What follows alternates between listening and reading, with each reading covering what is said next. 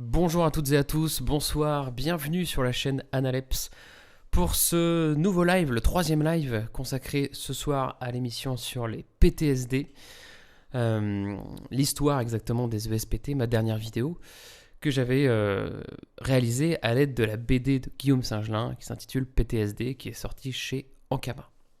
Alors pour ceux qui assistent à ce live pour la première fois et qui ne savent pas quels sont les objectifs de ce format, c'est assez simple, c'est de faire un commentaire audio de l'épisode avec vous, donc de répondre à vos questions, et puis de débattre un petit peu donc du sujet en lui-même, et d'évoquer des œuvres culturelles qui vous ont marqué, donc sur le sujet, sur les ESPT, donc les états de stress post-traumatique.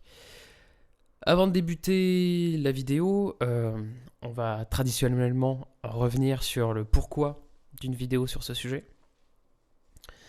Alors les ESPT, c'est, comme j'explique en début de vidéo, c'est un sujet que j'avais abordé à droite et à gauche dans plusieurs vidéos, sur Srebrenica, sur l'apocalypse contemporaine, sur l'imaginaire de Tolkien aussi, après la Première Guerre mondiale, et de façon plus générale sur les démobilisations des armées européennes après ce conflit. Et d'un point de vue personnel, j'ai aussi connu les ESPT parce qu'il y avait quelqu'un dans ma famille qui en a été victime d'un ESPT militaire, comme je le développe dans la vidéo. Donc c'est un sujet que je connaissais depuis longtemps. C'est un sujet que j'ai travaillé personnellement dans mes mémoires de recherche à la fac. Donc j'étais attiré par cette thématique, par ce sujet. Et finalement, quand j'ai vu que Guillaume Singelin sortait une BD sur les états de stress post-traumatique, je me suis dit que c'était le moment ou jamais de sortir une vidéo dessus. Alors Guillaume Singelin, lui de son côté, c'est un auteur de BD français que je suivais depuis quand même quelques temps, puisqu'il faisait partie de la clique du label 619. Donc une excellente collection de bandes dessinées qui est publiée chez Ankama depuis de nombreuses années, je pense plus de 10 ans maintenant, que je vous conseille vraiment d'aller regarder parce que c'est des trucs qui se font nulle part ailleurs. Donc il avait déjà sorti The Grocery, des histoires courtes dans Doggy Bags et une histoire dans le premier Midnight Tales qui est sorti il n'y a pas si longtemps que ça. Donc Guillaume Singelin, c'était un auteur que je connaissais bien, que je suivais. Et du coup, en voyant qu'il travaillait sur les PTSD, je me suis dit que c'était l'occasion jamais de mettre aussi cet auteur en avant, parce que au-delà des qualités intrinsèques de son ouvrage, je pense que c'est un auteur qui n'est pas suffisamment reconnu pour ses histoires. Donc voilà, c'était un petit peu aussi apporter ma pierre à l'édifice et parler de sa dernière bande dessinée. Si vous avez des questions sur le sujet, n'hésitez pas. Hein. Je suis là pour ça, pour y répondre. Voilà, pour ce qui est du choix du sujet. Après, en termes de bande dessinée à dévorer d'urgence d'ailleurs, ouais, tout à fait, Julien. Guillaume Singelin, au top. Pour ce qui est du travail sur le sujet, sur le texte, j'ai la chance d'avoir une amie qui est psychologue et qui a travaillé sur cette question. Du coup, elle m'a passé beaucoup de docs. Donc, j'avais pas forcément des ouvrages de référence en fait pour travailler l'émission. C'était plutôt la documentation de cours, de conférences, ce genre de choses. Mais qui était du coup hyper adapté pour faire une vidéo parce que c'était très séquencé à la fois historiquement et puis dans le travail, disons, d'écriture, quoi. C'était assez peu conceptuel, c'était très factuel. Donc ça m'a beaucoup aidé, j'ai gagné beaucoup de temps là-dessus. Après, sur le montage, etc., on va y venir tout de suite. Mais bon, ce que je vous propose, c'est de passer tout de suite à la vidéo, comme ça, on pourra discuter plus facilement de tout ça.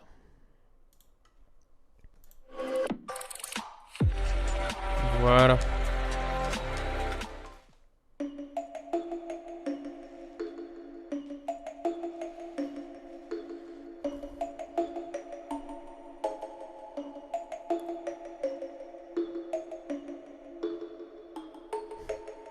Au cours des 3 dernières années, j'ai réalisé plus d'une trentaine de vidéos sur des sujets et des supports culturels plus différents les uns que les autres.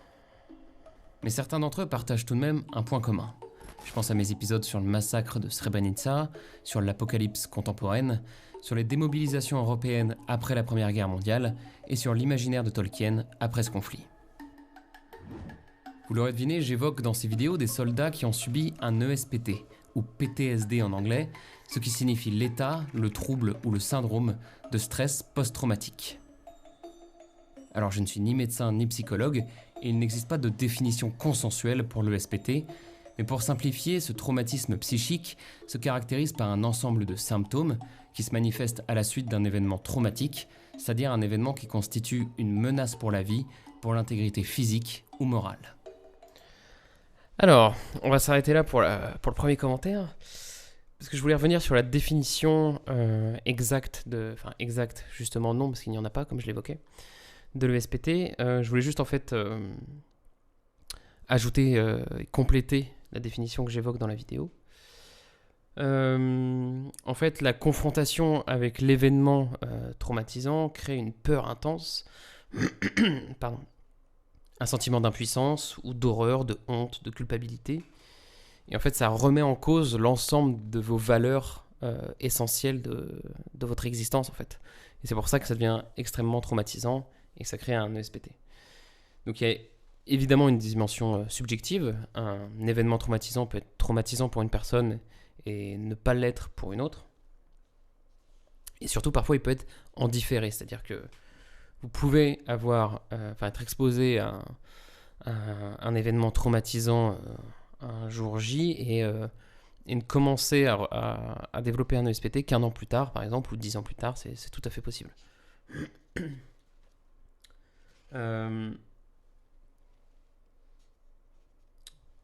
Également, je peux rajouter que les événements sont multiples, c'est-à-dire multiples formes. On peut très bien avoir un événement massif, brusquement, qui débute à un instant T et qui est vraiment incroyable et qui immédiatement vous choque. Ou ça peut aussi être cet événement, un événement, disons, pluriel, qui est une somme de petits accidents qui, à la fin, vous font complètement péter les plombs et vous font sombrer dans un ESPT. Et évidemment, il y a l'aspect qu'on voit souvent dans les films du Vietnam, c'est un petit événement qui réactive un plus gros qui a eu lieu dans le passé et qui, lui, était particulièrement traumatisant. Bon, après, je ne vais pas rentrer dans les détails, parce que, comme je l'évoquais dans la vidéo, je suis ni psychologue ni psychiatre. Mais certains définissent plusieurs types de traumatismes. Des traumatismes simples, des traumatismes de type 1, des traumatismes complexes, traumatismes de type 2, de type 3, etc. Bon, je ne vais pas rentrer dans les détails de chacun, mais sachez que voilà, il existe différents types de malades et différents types de troubles. Voilà, on va pouvoir continuer. Alors, j'ai déjà quelques questions. Salut John Doe, salut à toi, bienvenue sur ce live. Personne lambda, ESPT, burn-out. Personne lambda, non. Un ESPT n'est pas exactement un burn-out. Je dirais qu'un burn-out est beaucoup plus léger et ne provoque pas les mêmes troubles qu'un ESPT. Enfin, beaucoup plus léger. Je ne veux pas du tout dénigrer le burn-out, je sais que c'est quelque chose d'extrêmement difficile. Mais le ESPT, c'est une maladie qui est plus rare déjà que le burn-out et qui est, à mon sens, beaucoup plus violente quant à ses symptômes au quotidien que le burn-out. Le nombre de personnes atteintes en France par un ESPT, QD Blue, c'est une excellente question où je n'ai pas la réponse, malheureusement. Je t'invite à faire une recherche et je pense que ça doit se trouver facilement sur internet et à nous la dire sur le chat, comme ça je pourrais la dire à l'oral et on pourra la commenter. Mais je pense que, par rapport au burn-out par exemple que par les personnes lambda, je pense que c'est moins. Il y a moins d'individus qui sont touchés par des PTSD. Pour autant, le burn-out n'étant pas encore parfaitement reconnu dans la société et difficilement diagnosticable. Je pense que les chiffres sont un peu compliqués à commenter. Voilà, poursuivons avec la suite de la vidéo. Cet événement traumatisant, au sens grec du terme qui signifie blessure, doit être un véritable choc émotionnel violent. Même si vous ne connaissiez pas cette maladie, je pense que vous l'aviez déjà observée sans le savoir dans de nombreuses fictions et principalement au cinéma. Je pense notamment aux nombreux films sur la guerre du Vietnam, comme Taxi Driver, Voyage au bout de l'enfer ou Rambo, mais aussi sur des conflits plus récents, comme Valse avec Bachir, au sujet de l'intervention israélienne au Liban en 1982, ou encore Brothers, sur la guerre en Afghanistan.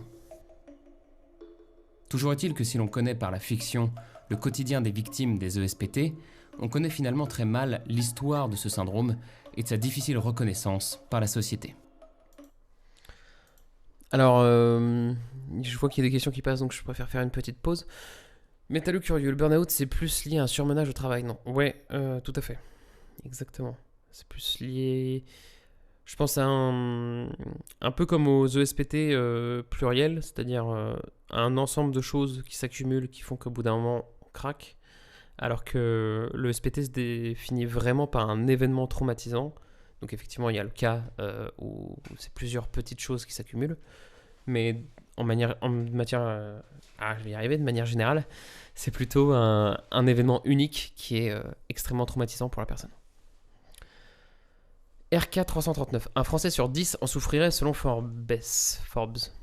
Un Français sur 10 de SPT? Non, de burn-out peut-être. Pas de SPT. The Bobble danois. Maintenant que Macron a fait un burn-out, on le reconnaîtra peut-être plus. Ouais, peut-être. Julien, c'est l'élément déclencheur le plus courant. Je pense que tu parlais du surmenage au travail pour le burn-out. Salut, ouais, Bob danois.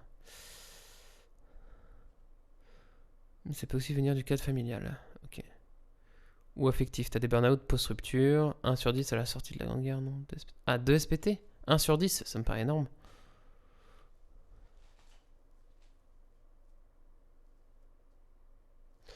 Ouais, je sais pas. Reader, ce n'est pas aussi post-traumatic sexual disease. Non, je ne crois pas. Non, parce que c'est justement le stress en lui-même qui définit particulièrement le PTSD. Donc enlever le mot stress de la définition, ça me paraît un peu délicat. Fragmentation de la personnalité. Oula, vous avez plein de questions là, c'est incroyable. C'est à divers degrés, peut-être énormément léger. Est-ce que je connais du PTSD? Oui, tout à fait, Pégase, c'est ce qu'on va développer après dans la vidéo. D'un point de vue, je reviens quand même sur le commentaire audio de la vidéo, hors du sujet, plus sur la forme là. Vous avez remarqué que pour cette émission, j'ai choisi une forme et une approche beaucoup plus teintée de blanc. La vidéo est moins sombre que d'habitude. J'ai essayé de faire un truc plus clair, un peu plus travaillé aussi sur les transitions, etc. Faire moins du PowerPoint, comme je me reprochais un petit peu dans les précédents épisodes. Là, j'ai essayé vraiment de travailler mes transitions, que le truc soit fluide, et que même si c'est des images fixes, il y a de l'animation et qu'on ne s'ennuie pas devant la vidéo. Voilà.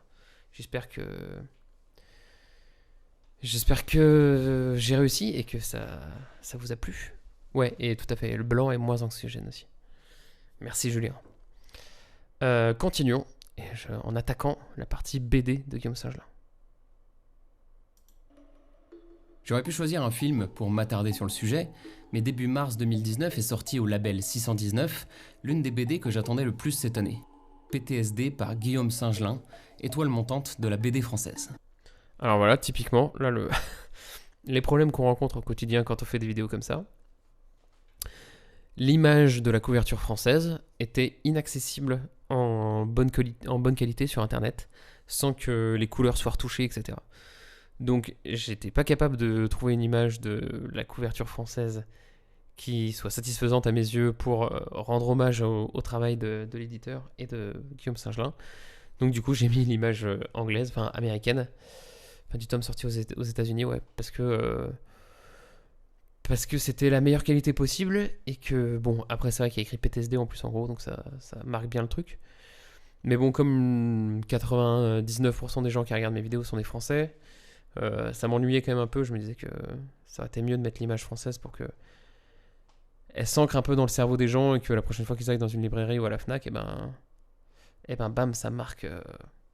Ça marque et vous vous dites tiens, c'est la vidéo, c'est de la BD dont on va parler Analeps, et donc je l'achète. Et voilà. Et j'aurais bien fait mon travail de VRP pour Guillaume.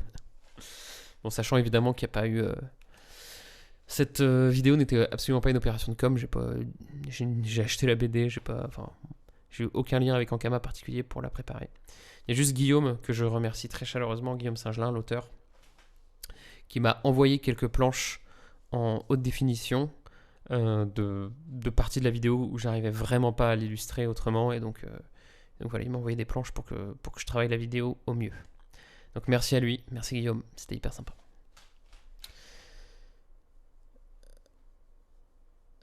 Poursuivons avec la suite. Alors déposez les armes et installez-vous confortablement, car je vous propose aujourd'hui une plongée dans le monde angoissant des ESPT, des états de stress post-traumatique.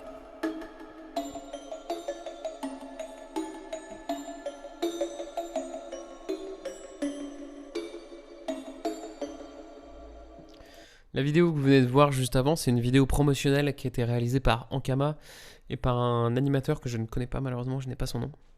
Je ne peux pas le créditer, désolé, qui a réalisé une petite vidéo animée de la bande dessinée à l'occasion de sa sortie.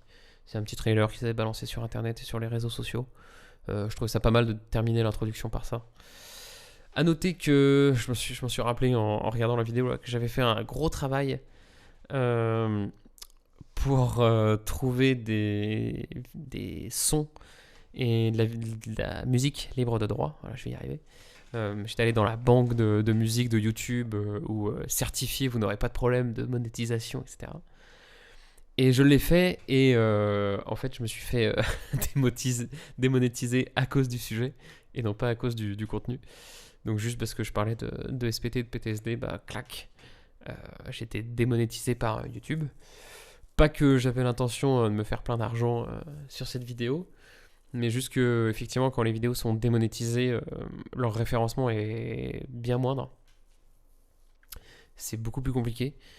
Et preuve en est, là la vidéo est sortie depuis une grosse semaine, je crois, 10 jours à peu près. Et elle atteint difficilement les 5500 vues. Donc ce qui est pas ça a bien démarré, mais ça s'est beaucoup tassé. Donc voilà, et ça c'est typique des vidéos qui sont pas monétisées, en tout cas dans mon cas, pardon. Pourquoi me demande KF et Pégase parce que justement c'est un sujet qui est pas publicité friendly. En gros, YouTube a un ensemble de mots-clés qu'ils considèrent pas adaptés pour leurs annonceurs, qui considèrent que les marques ne voudront pas accoler leur publicité et la vente en gros de leurs produits à un sujet tel que, je sais pas, le génocide des juifs, les ESPT, de la pornographie, du sexe de manière générale. Voilà, tout ce genre de sujet. Donc du coup, systématiquement, il y a une démonétisation en amont. Et dans quasiment 100% des cas, vous pouvez faire une demande de vérification manuelle. C'est-à-dire que le robot de YouTube enlève la monétisation immédiatement dès que vous avez publié la vidéo. Mais une personne humaine peut vérifier derrière pour savoir si la vidéo est adaptée ou pas. Et moi, dans mon cas, la vérification manuelle a confirmé que mon histoire des ESPT n'était pas acceptée par YouTube pour être monétisée. Donc voilà. Donc très mauvais référencement, pardon. Voilà, on fait avec, hein. On a l'habitude sur Analeps.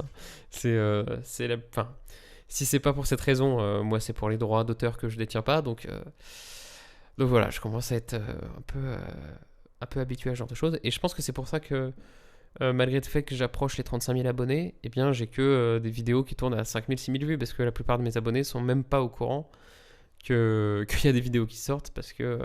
bon, déjà parce qu'il y a tout un algorithme qui fait que je suis noyé dans un flux, mais en plus, je pense que ça aide pas le fait qu'elle soit non monétisée. Voilà, voilà. N'importe quoi YouTube, ouais. Bah ouais, je suis d'accord. T'as un Tipeee pour compenser ça? Oui, j'ai un Tipeee. Tipeee. Tipeee.com/Analeps, je crois que c'est ça. Essaye cette adresse-là. Tiens, je te la mets sur le chat. Je crois que c'est ça. Ah, je sais pas si c'est ça. Bon, faut que tu copies-colles, faut que tu adaptes avec le HTTPS, tout ça, mais je crois que c'est ça l'adresse du Tipeee. Voilà. Poursuivons la vidéo avec le début de l'analyse. Dans PTSD, Guillaume Singelin nous conte l'histoire de June, une ancienne tireuse d'élite qui a quitté l'armée et qui se trouve aujourd'hui à la rue, dans un Tokyo haut en couleurs.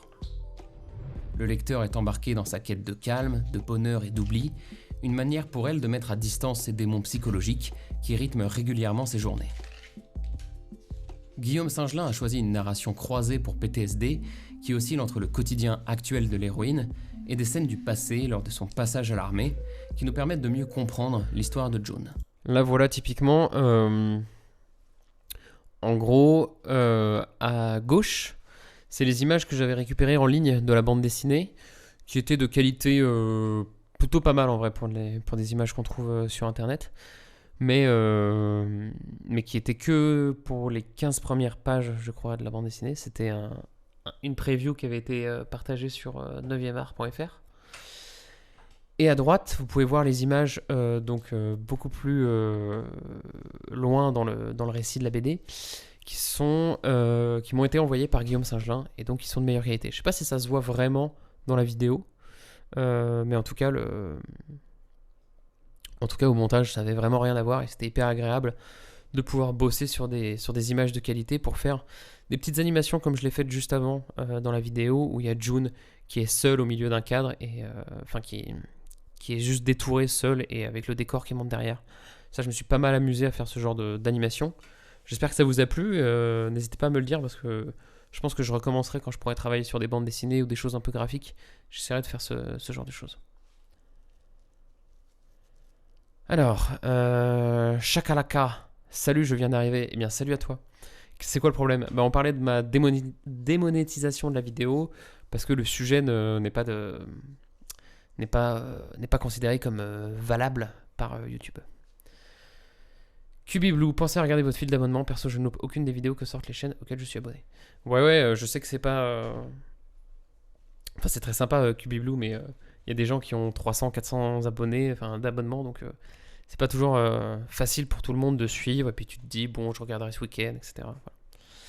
Non, le plus important, c'est de mettre la petite cloche pour pouvoir recevoir les notifications, je crois, par mail. Et ça, c'est plutôt efficace, ouais.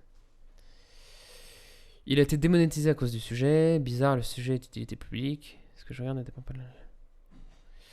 Ouais, je sais que les gars ou les filles d'ailleurs, je ne sais pas. C'est de la pédagogie, j'en ai bien conscience, mais bon, vous savez, sur YouTube, il faut faire de l'argent. La pédagogie, on s'en fout. Alors, poursuivons.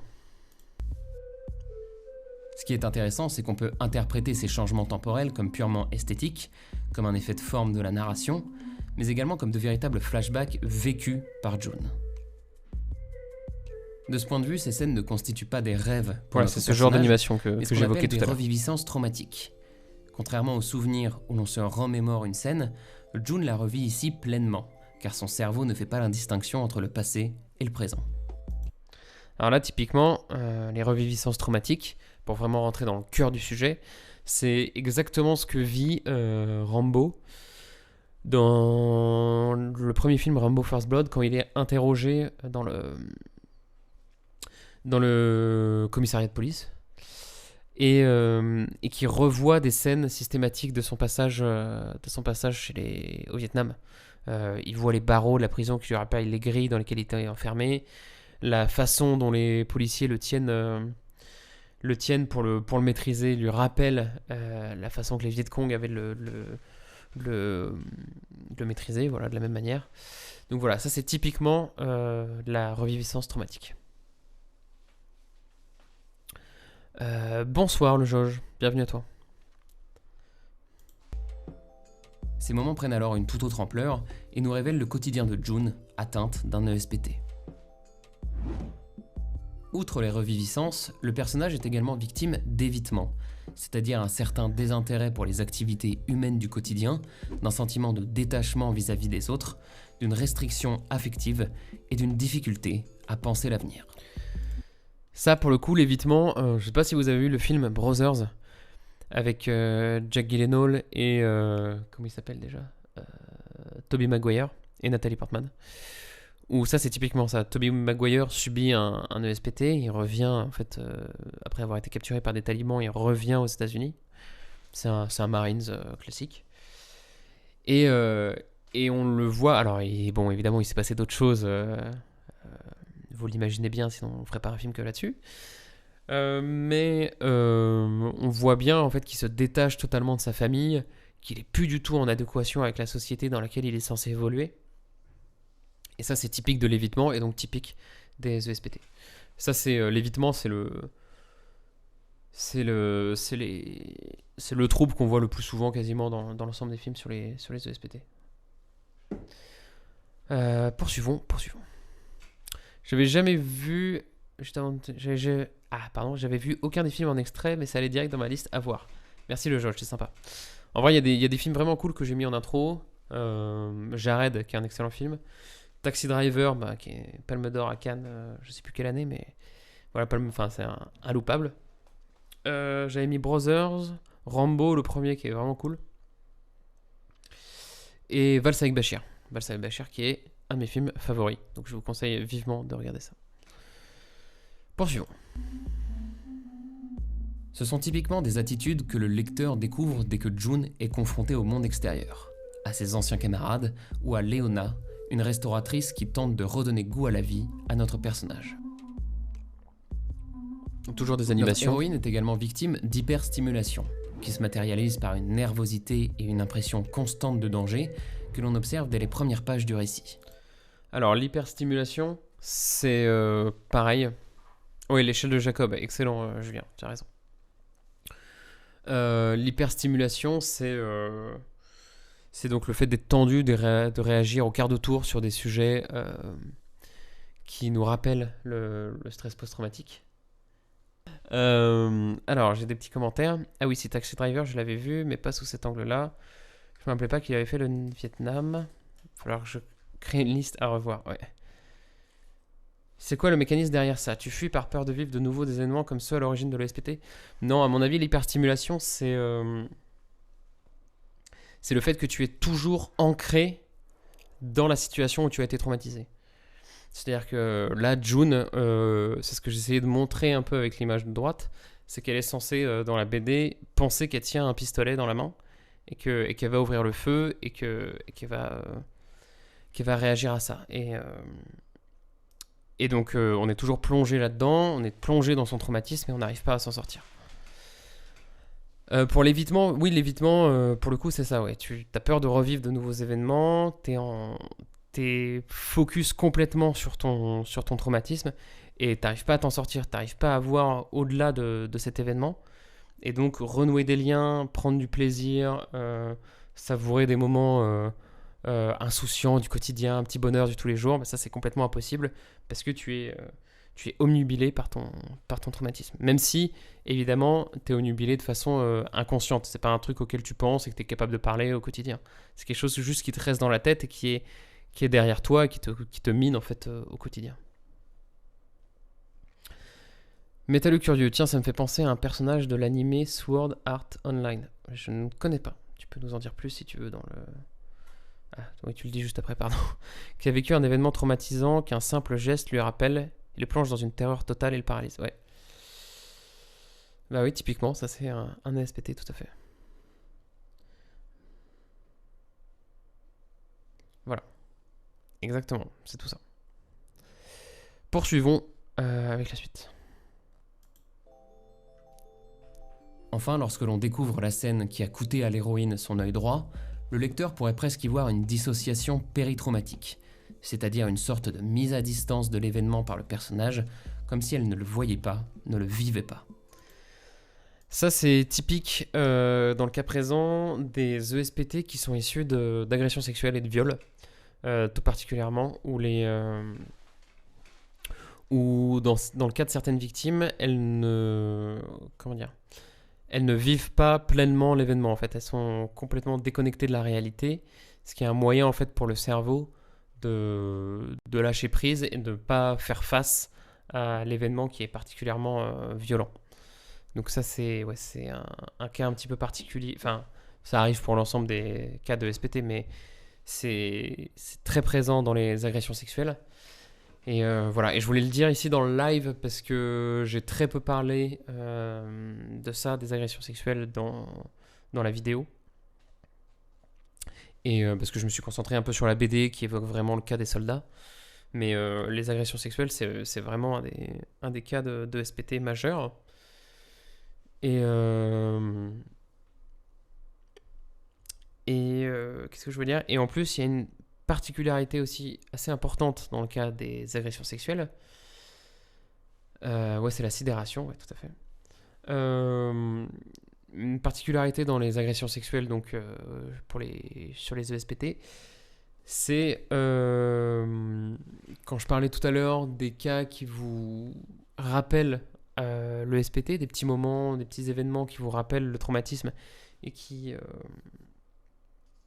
vous terrassent en fait de nouveau, que ce soit des sons, des images, comme dans Rambo. Eh bien, dans le cas des agressions sexuelles, c'est très lié à l'odorat.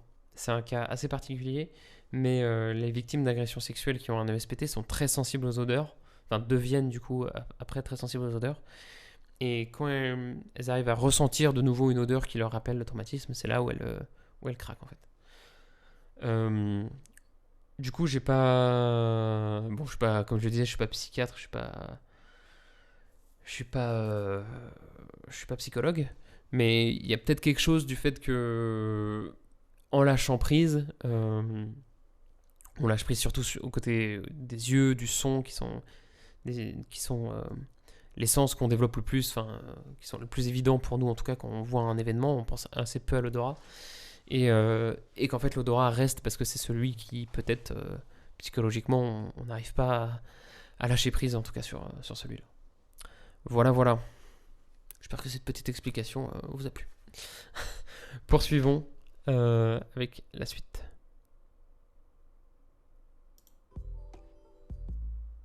Le récit de PTSD apparaît moderne par son univers, mais en réalité l'auteur ne donne aucun repère chronologique, si bien que l'histoire pourrait se dérouler 1000 ans dans le passé, comme 1000 ans dans le futur. Cet aspect universel du récit répond parfaitement à l'histoire ancienne de l'ESPT. Je ne vais pas vous lister l'ensemble des cas historiques, mais 2000 ans avant Jésus-Christ, on évoquait déjà les souffrances des Sumériens, un peuple installé en basse Mésopotamie, à la suite de la destruction de leur ville. Eh bien, dans la vidéo, j'ai pas abordé tous les faits historiques, mais on va le faire ici, du coup, comme on a le temps. Alors, on commence donc 2000 ans avant Jésus-Christ avec les Sumériens, qui évoquent la destruction de leur ville, tout à fait, j'avais parfaitement raison. Leur ville en question, c'est Nippur et Agadé. Vous retrouverez sur internet des exemples de ces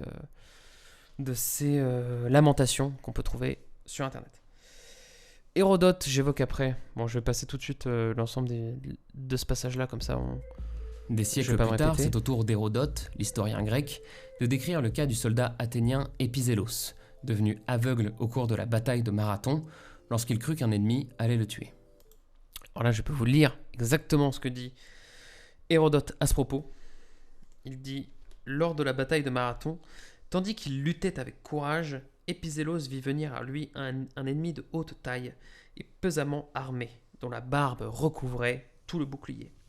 Cet homme passa près de lui sans le voir et tua son camarade à ses côtés. À cet instant, Épizélos devint aveugle et le resta jusqu'à la fin de ses jours. » Donc ça, c'est un cas typique de ce qu'on appelle en psychiatrie de la conversion hystérique traumatique. La fonction de frapper, qui est par la vue, donc enfin qui est visible en fait par Epizélos, et celle qui a véhiculé la frayeur et donc qui a paralysé sa vision. Ouais, Hérodote en direct. Alors qu'est-ce qui se passe là? Je vois des trucs passer sur le chat. C'est bizarre. Bob Lanois, tes messages s'affichent sur l'œil mais pas chez moi. Chelou. Ouais, effectivement, moi c'est vrai que j'ai vu des messages. En gros, de mon côté, il y a un petit raccourci de ce qui se passe à l'écran et à côté j'ai le chat. Et effectivement, il y a des messages que je vois passer sur la vidéo mais que je vois pas passer sur le chat sur le côté. C'est bizarre. Merci, c'est assez intemporel le jeu. Je vais essayer de développer ici, mais ça existe depuis plus de 4000 ans du coup, les ESPT. Ouais, l'hystérie, c'est un cas psychiatrique, mais c'est très particulier. C'est Bob le Danois. C'est beaucoup plus. Enfin, j'ai l'impression en tout cas. Encore une fois, je suis pas spécialiste, mais des documents que j'ai lus, ça a l'air d'être encore un cas, un terme psychiatrique, mais qui est utilisé dans des cas beaucoup plus, dans beaucoup moins de cas qu'à l'époque où, à l'époque, quasiment on disait hystérie pour tout. Band of Brothers, tu sais, je vois plusieurs personnes qui citent Band of Brothers, tout à fait, c'est le soldat blond, là, je me souviens plus comment il s'appelle, qui devient aveugle, effectivement, pendant la charge. Poursuivons avec les autres exemples historiques, même si, alors attendez, avant que je passe à la suite, on a également, parce que je vais vous faire la Blight, exactement, soldat Blight. Alors Peaky Blinders, j'ai pas terminé, donc merci de ne pas spoiler, Metal Curieux. Donc des exemples historiques. En 400 ans avant Jésus-Christ, il y a Hippocrate aussi, donc le médecin grec, qui dans son traité sur les songes a un chapitre entier consacré aux songes où l'on rêve des massacres, des combats et des escalades. Alors escalade, j'imagine qu'il pensait... je pense pas qu'il pensait au sport en lui-même, mais plus escalade de la violence, je ne sais pas. Donc ce chapitre-là de ces songes, c'est typiquement un chapitre qui était consacré aux ESPT. 40 ans avant Jésus-Christ, on a Lucrèce, le poète et philosophe latin, qui cite dans un de ses poèmes « Ils répètent et revivent leurs exploits dans leurs rêves. Les rois prennent des villes d'assaut, ils se lancent dans la mêlée, crient comme s'ils étaient égorgés.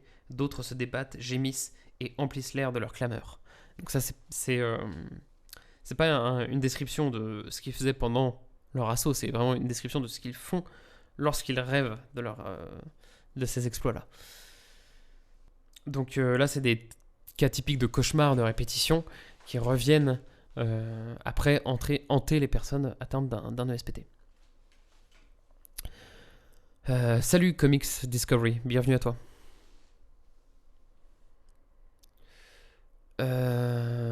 Julien, c'est dans la saison 1 de Peaky Blinders? Ah, je m'en souviens pas. Bah, j'ai vu la saison 1 du coup, donc dommage, vous pouvez pas spoiler. En 1100, il y a la chanson de Roland de Charlemagne qui explique à la fin, dans la chanson, dans le texte d'origine, que le roi en a gardé une grande douleur et qu'il en rêve régulièrement de revivre en fait ce moment pour corriger la perte de Roland. Et bon, pareil, cas typique de cauchemar de répétition. Là, je vais pas vous lire tout le passage parce que c'est assez long, il y a une quinzaine de lignes. M1 Ligo, salut à toi. Salut. Je poursuis après, je crois que je le dis de toute façon dans la vidéo. Je terminerai cette liste en citant Charles IX, qui en 1572, peu après le massacre de la Saint-Barthélemy, se plaint à son médecin d'hallucinations et de cauchemars, dans lesquels il pouvait voir des faces hideuses couvertes de sang. Donc ça, c'est un cas typique, même chose de reviviscence traumatique, donc de flashback, de cauchemar qui lui rappelle l'événement traumatisant. Julien, je ne sais pas si Roland c'était exactement le neveu de Charlemagne. J'avoue que je suis complètement incompétent là-dessus. Mais si c'est son neveu, d'autant plus traumatisant évidemment pour lui.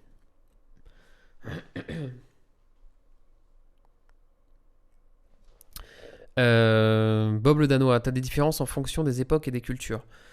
Sur les ESPT, je ne crois pas. Après, on n'a pas des traces de partout dans le monde. J'imagine qu'on n'a pas beaucoup de traces de SPT chez les Indiens d'Amérique, simplement parce qu'on ne doit pas avoir beaucoup d'écrits. Mais le fait est que non, les descriptions changent en fonction des époques. Les événements vécus sont différents, mais c'est encore comme aujourd'hui, c'est-à-dire c'est des cauchemars, de la sensibilisation sensibilité pardon, à des faits et gestes qui vous rappellent le traumatisme, etc. Ça va pas se changer, ça a toujours été le cas, et depuis 4000 ans, et donc du coup c'est encore le cas aujourd'hui. Je poursuis, comme je ne l'ai pas dit dans la vidéo, par en 1654, l'emballement des chevaux du carrosse du philosophe Blaise Pascal. Et oui, là on va très très loin, au bord de la Seine. Et là, du coup, pour faire plaisir à Lejauge, je peux vous faire une lecture en direct. Pascal ne fut point blessé, mais vivement effrayé, et une syncope qui dura très longtemps fut le premier résultat de cette frayeur. Peu de temps après, il éprouva, durant la nuit, une vision de l'accident, dont il consigna la mémoire sur un papier qu'il portait toujours sur lui. La sensation de ce malheureux événement, sans cesse retracé dans son imagination, le troublait partout, surtout la nuit, au milieu de ses insomnies et dans son dépérissement. Il croyait toujours voir un abîme sur son côté gauche, et y faisait placer un siège pour se rassurer. À cet état se joignaient des craintes, des scrupules, une défiance continuelle, etc. Voilà. Donc ça c'est typiquement... là on peut pas quand même aller plus loin qu'un cas typique de détresse et de dissociation péritraumatique.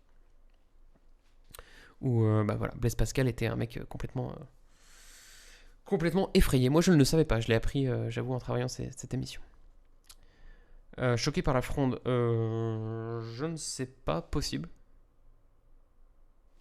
Mais au vu en tout cas du texte, oui, il avait l'air sacrément touché.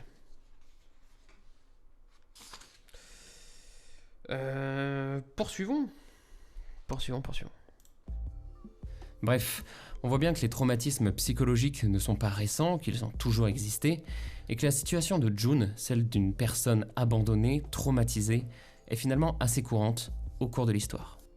Alors, avant de passer, je voulais juste revenir sur un point de montage. Déjà parce que j'adore cette peinture de Jérôme Bosch, c'est mon peintre favori, donc je me suis fait plaisir en mettant un petit Jérôme Bosch ici, qui colle pas mal avec le sujet de problèmes mentaux, etc. Donc c'était bon, j'étais dans le thème. Et par ailleurs, c'est une des premières fois que je mets systématiquement les dates apparaître à l'écran. Je sais pas ce que vous en pensez, je sais pas si ça vous permet d'être un peu plus... de concentré, enfin du moins que ça vous allège un peu de matière à vous remémorer systématiquement quand vous regardez la vidéo. En tout cas, si vous avez bien aimé ça, n'hésitez pas à me le dire, parce que même chose, du coup j'essaierai de continuer de vidéo en vidéo. Voilà, on peut poursuivre. C'est bien mieux pour les dates, cool. C'est bien, les dates c'est bien, merci.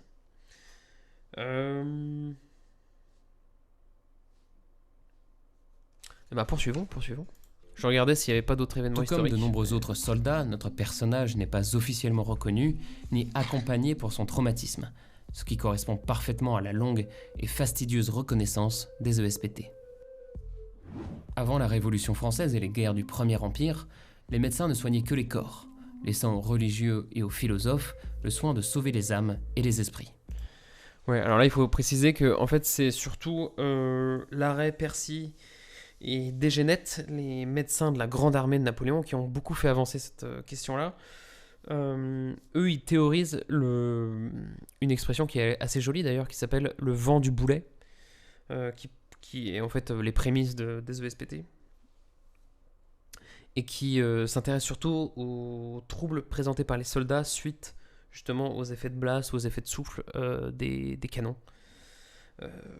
Par exemple, il y a le maréchal... non, pardon, il n'est pas maréchal du tout, il est baron.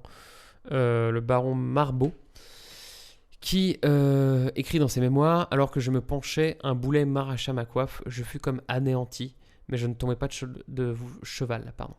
J'entendais, je voyais, je comprenais, bien que mes membres fussent paralysés au point qu'il m'était impossible de remuer un seul doigt. Donc ça paraît cas typique de dissociation péritraumatique.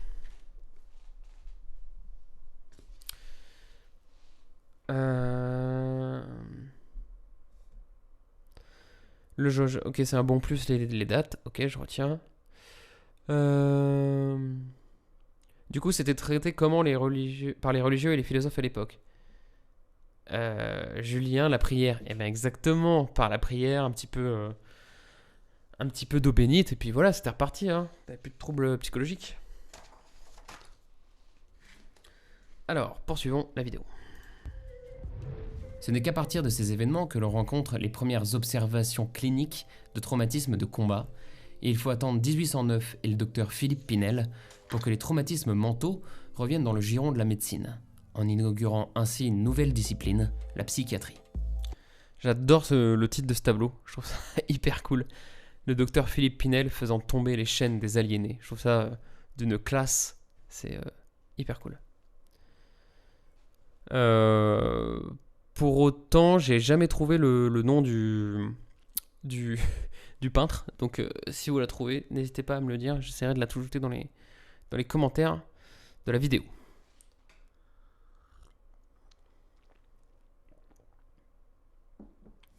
Poursuivons.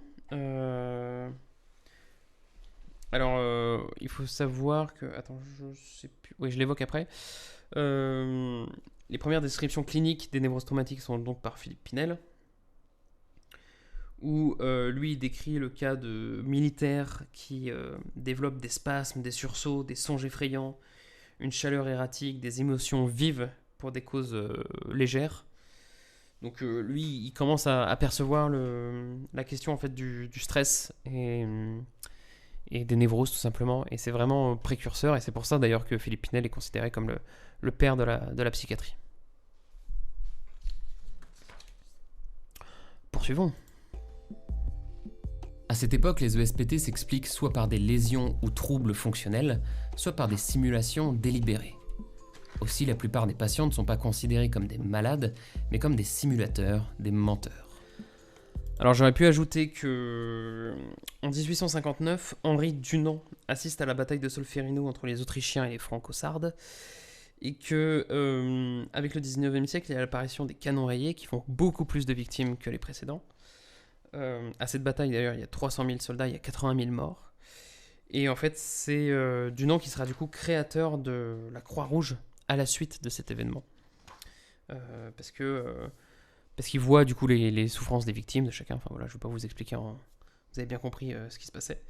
Et donc parmi les descriptions qu'il fait, il décrit des gens qui ont typiquement des ESPT.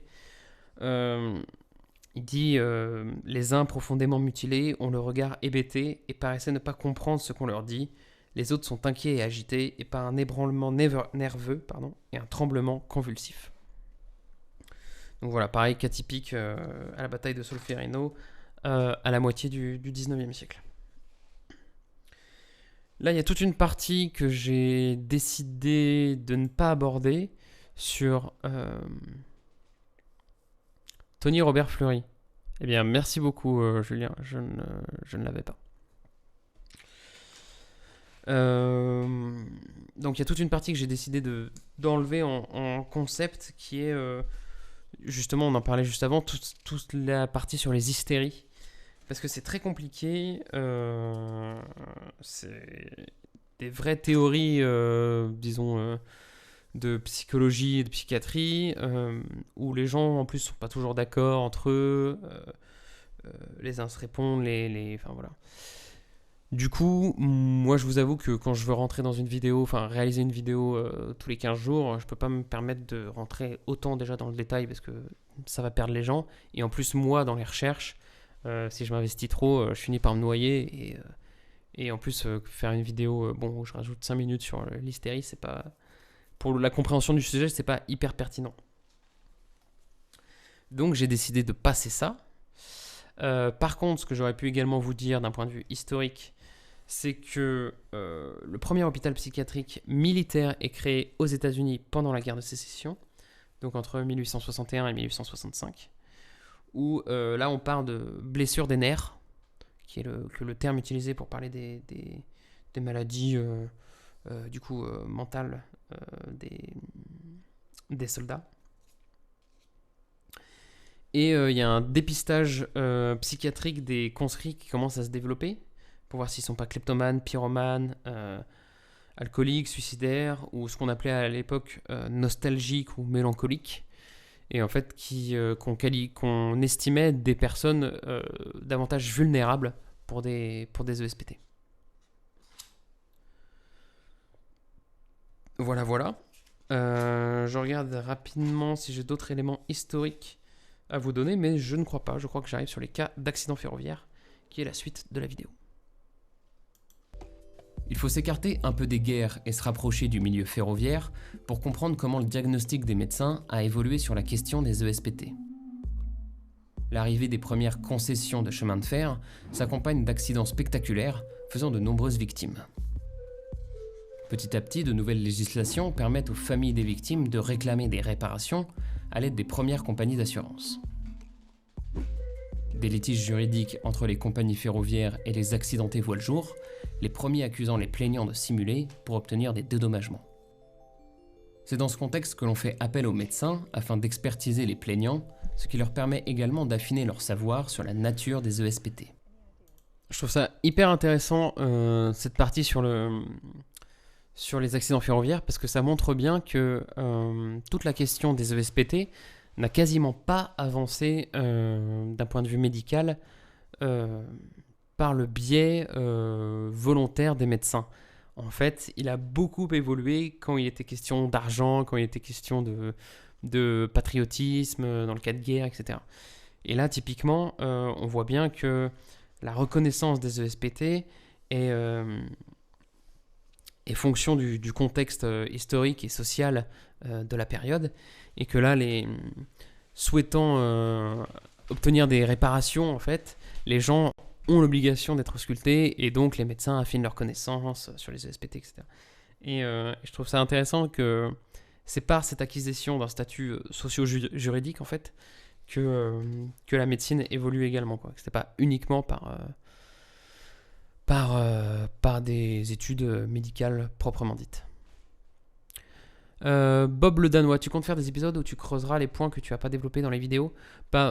Je les développe ici, dans les lives, qui seront réalisés sur chacune des vidéos qui sortira à l'avenir et sur les précédentes vidéos également. Je vais essayer de rattraper mon retard au fur et à mesure. Mais après, faire une vidéo particulière sur des aspects que j'ai pas abordés, non.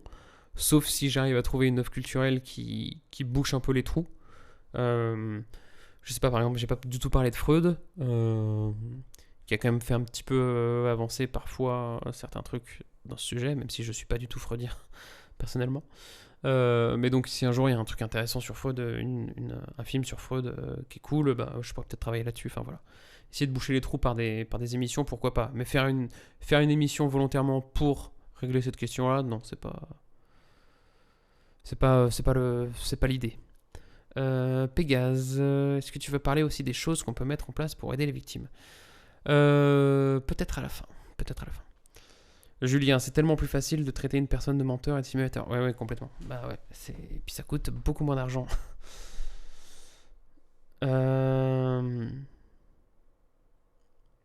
Ouais, exactement, Bob le Danois, avec ton hashtag. Poursuivons.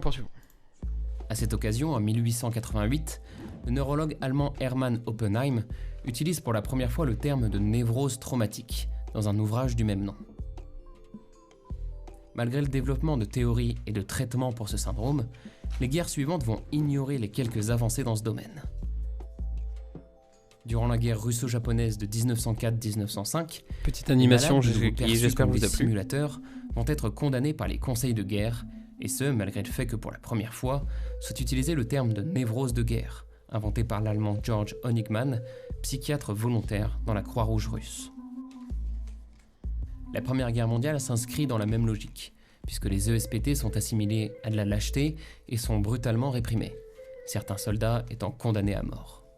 Là, je vous renvoie évidemment, même si c'était pas exactement le sujet de mes dernières vidéos, mais je vous renvoie aux vidéos sur les démobilisations des soldats après la Première Guerre mondiale, où j'essaye de montrer qu'il y a effectivement des gens qui sont particulièrement traumatisés dans ce retour du premier conflit mondial.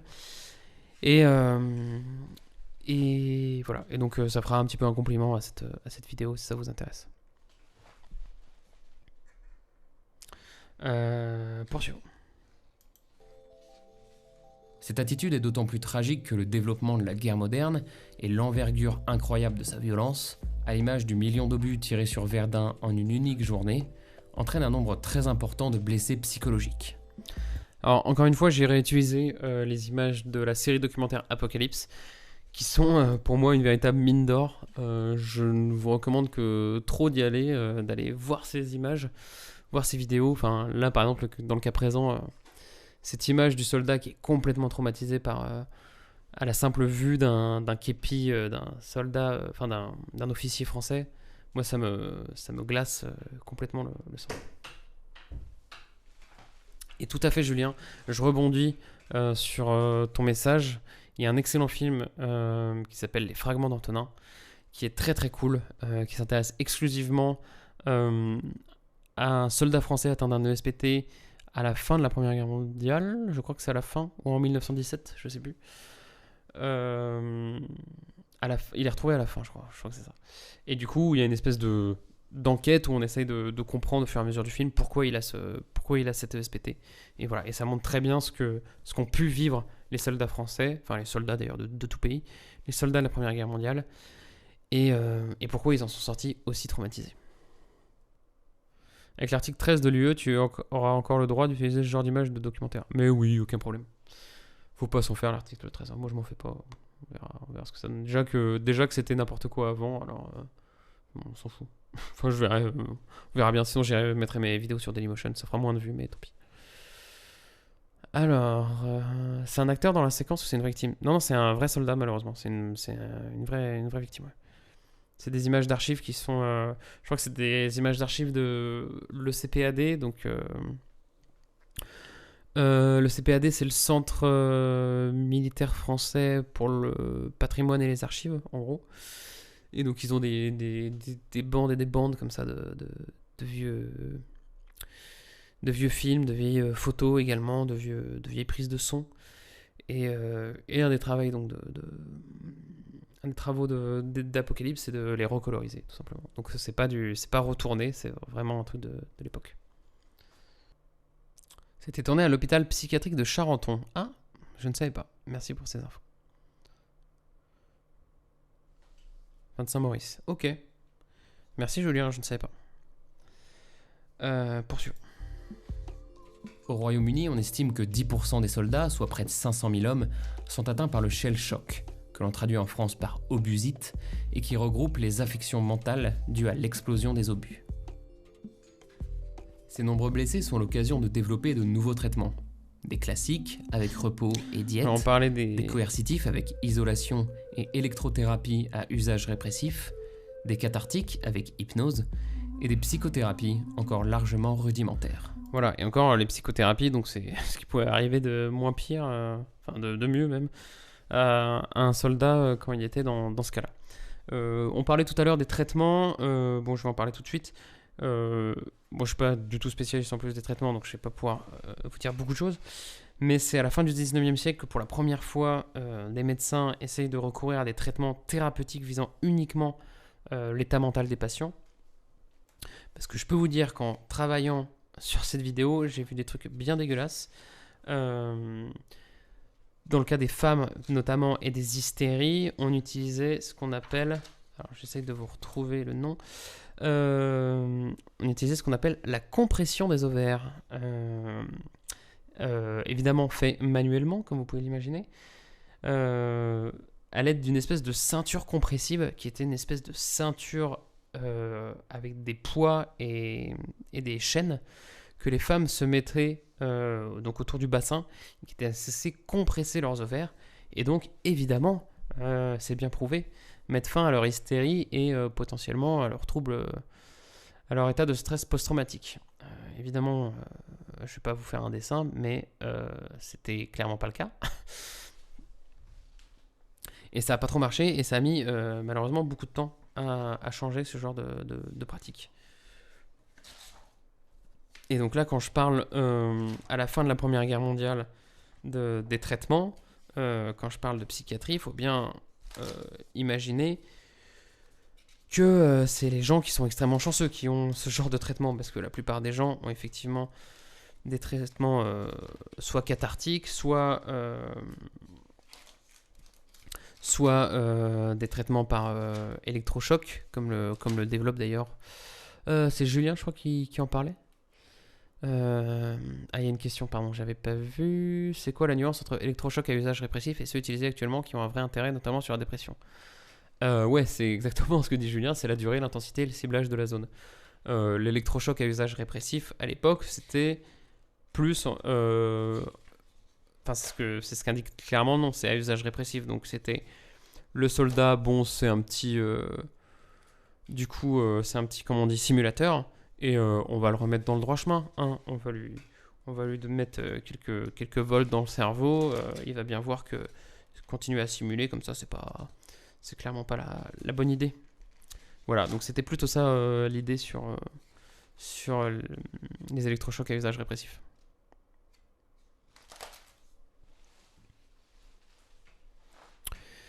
Enfin, il y avait aussi ça. Il y avait aussi, comme le dit Julien, te remettre à pied avec un grand coup de jus. Mais dans l'absolu, c'est l'usage répressif. Donc, c'est pas, enfin, rien que le terme n'est pas forcément particulièrement médical. Et bon, après, on peut aussi citer les carcans redresseurs, qui étaient des espèces de flexions forcées des plis du tronc, donc des espèces de corsets un peu qui vous pliaient dans certains sens et qui étaient censés vous faire aller mieux, etc. Enfin bon. Alors j'ai retrouvé le petit texte sur l'électrothérapie à usage répressif.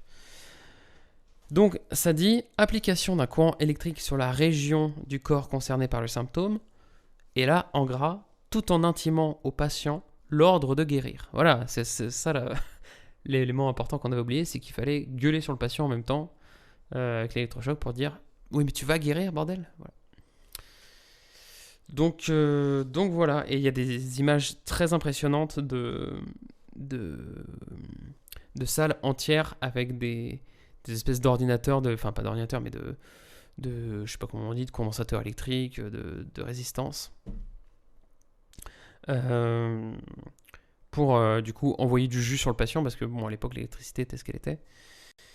Et donc il y a des grosses machines et le mec qui est torse nu à côté et qui est hyper intimidé, donc bref, c'était évidemment pas ce qu'il y avait le mieux pour ces gens. Ouais, vous avez l'air bien choqué par tout ce que je vous raconte d'un coup. Un traitement cathartique, il y a la question. Je vais y arriver. Les traitements cathartiques, ce sont les traitements. Je reprends mes notes. Les cathartiques, si je ne dis pas de bêtises, c'est l'hypnose et la narcose. Voilà, c'est ça. Comment tu peux avoir fait le serment d'Hippocrate et faire ça après ?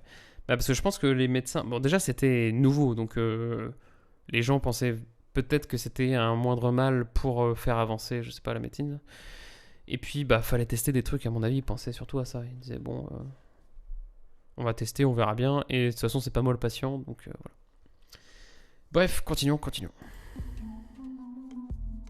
Malgré l'universalité du récit de PTSD, le lecteur constatera que June et ses anciens coéquipiers utilisent des armes modernes, dans un conflit se déroulant dans une jungle tropicale, avec un usage important des hélicoptères.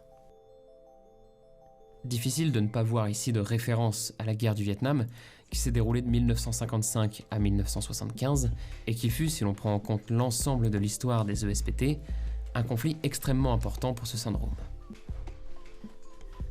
La durée du conflit, sa violence et ses caractéristiques de guérilla ont contribué à engendrer de très nombreux ESPT chez ses vétérans.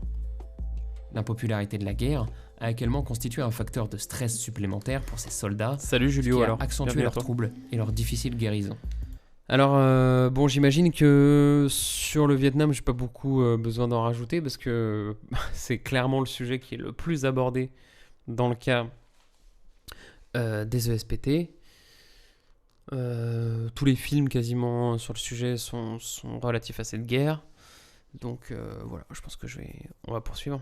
À moins que vous avez des questions particulières, mais moi-même, de manière brute sur le Vietnam, je suis pas non plus spécialiste. Donc voilà. On estime ainsi aujourd'hui que le nombre de soldats américains qui se sont suicidés après la guerre du Vietnam est 2 fois supérieur aux soldats morts. Exactement, sur le champ de bataille. c'est un gimmick aujourd'hui pour Hollywood. Ouais. Si la population américaine était particulièrement hostile envers ses propres troupes, qui souffraient de troubles psychologiques, ce conflit a tout de même constitué un pas de géant pour la reconnaissance du traumatisme. Après de nombreuses études débutées en 1972 sur les post-Vietnam Syndrome, le Sénat américain autorise finalement en 1979 Alors ça, pour information, l'administration. c'est c'est un hasard qu'il y ait la date mars 19 1979. Parce que, en fait, c'est la première allocution au Congrès qui a été télévisée. Avant, ce n'était pas le cas, c'est la première fois en 79. Et entièrement, je crois que c'est ça l'information. Et du coup, j'ai pris la vidéo, parce que je voulais une vidéo un peu d'époque du Congrès, de politiciens qui parlent, etc. Et là, c'est la seule que j'ai trouvée en plutôt assez bonne qualité. Donc j'ai décidé de partir là-dessus et en plus ça correspondait parfaitement au niveau de la date, donc c'était assez rigolo. Des vétérans à diagnostiquer des ESPT parmi ceux du Vietnam. C'est un premier pas qui est suivi l'année suivante par la reconnaissance de l'ESPT comme une infirmité par l'administration des anciens combattants, ouvrant ainsi la voie à leur réparation financière et leur reconnaissance dans la société.